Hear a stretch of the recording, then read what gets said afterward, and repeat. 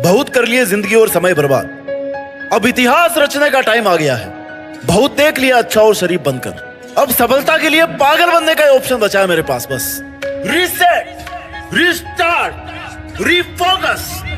तुम्हारी लाइफ के 3 ही नियम रखो, रीसेट, रीस्टार्ट एंड रीफोकस।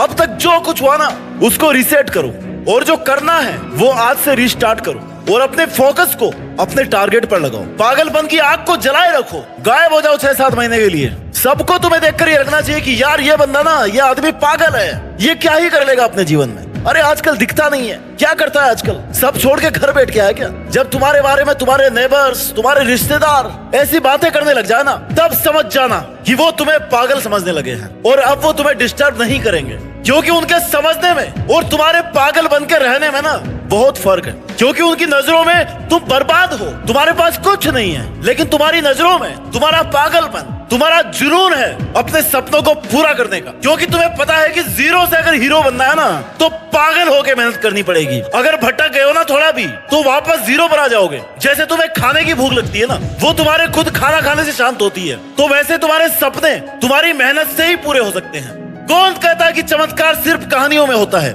चमत्कार रियल लाइफ में भी होते हैं, लेकिन ये उनकी लाइफ में होते हैं जो अपने सपनों के लिए, अपने काम के लिए पागल है। कोई तुमसे कुछ मांगे तो उसको पैसा दे दो, लेकिन अपना टाइम और अपना दिमाग किसी को मत दो।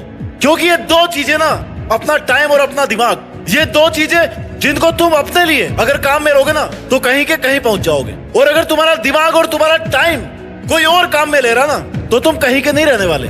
हाथी पर बैठकर मत लड़ो, छुपा कर रखो खुद को, खुद के सपनों को, खुद की प्लानिंग को। किसी को मत बताओ कि तुम क्या कर रहे हो।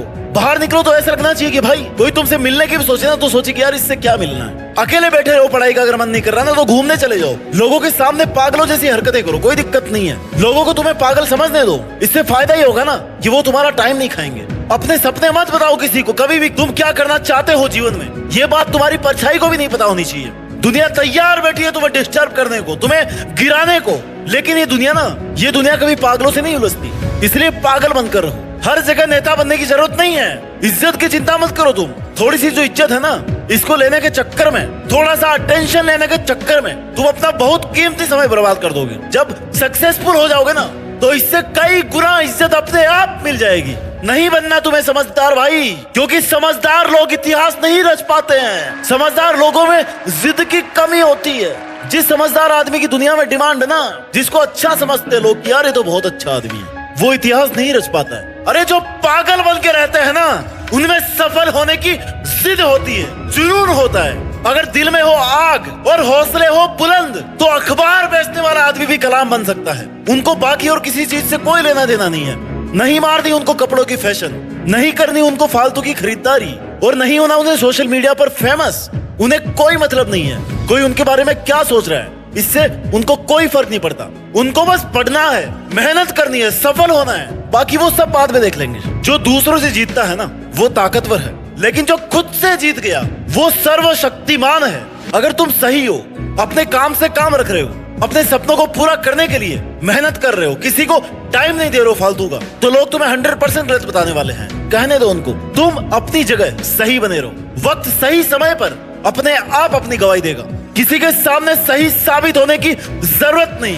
पागल बनने में भलाई है। हंसी उड़ाने वालों के चेहरे एक दिन जरूर उतर जाएंगे। खाली तुम सब्र रखो और मेहनत करते रहो। याद रखना मेरे दोस्त, संघर्ष में आदमी अकेला होता है, लोगों का साथ तो सफल होने के बाद ही मिलता है ना। तुम अपने सपनों के लिए ट्राई तो करो, जुनून की आग को जला करके तो रखो। ऐसा क्यों सोचते हो कि तुमसे नहीं होगा?